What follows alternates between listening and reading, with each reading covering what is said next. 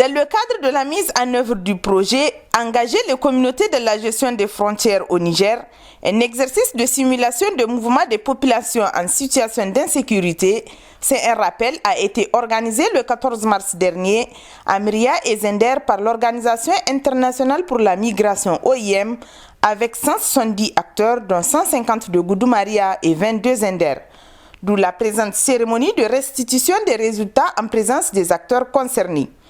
Un exercice financé par le département des États-Unis d'Amérique et porté à la connaissance des plus hautes autorités du pays, a précisé le coordinateur du projet. Et c'est ainsi qu'est venue l'idée après les discussions avec son Excellence Monsieur le Premier ministre, qui a lui-même soumis l'idée de Zender, et son équipe le suggérait Myria comme étant un lieu qui pourrait servir de lieu d'accueil et d'arrivée.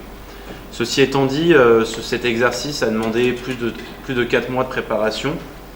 non seulement pour s'assurer que l'ensemble des mesures sécuritaires avaient été prises en compte,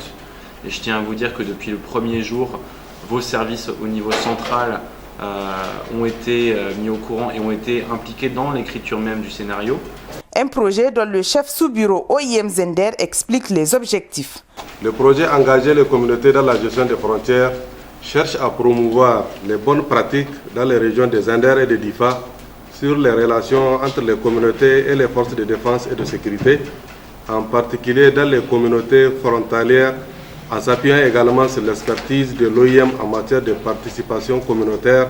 dans le cadre d'une approche globale et cohérente de la gestion des frontières. Quant au gouverneur de la région, il a pour sa part expliqué l'objectif de l'exercice avant d'apprécier cette approche qui permet de révéler les limites et capacités des acteurs concernés et faire des propositions d'amélioration.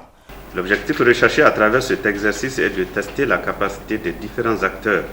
à créer les conditions d'une synergie d'action au sein et entre les États de la sous-région sahélo-saharienne en matière de lutte contre l'insécurité aux frontières. Ce faisant, vos réflexions et échanges conduiront, je l'espère, à définir les axes d'une stratégie commune en termes de coordination des actions, de mutualisation des efforts nationaux et de gestion des ressources humaines, selon les standards adaptés au contexte du milieu. Des propositions pertinentes faites, des faiblesses relevées et des atouts enregistrés dans le cadre de cet exercice ont marqué cette journée de restitution des résultats sanctionnée par la remise de 30 matelas et 3 tentes d'une capacité de 30 personnes chacune au gouverneur de la région par l'OIM qui entend renforcer les dispositifs d'accueil des populations en situation d'insécurité.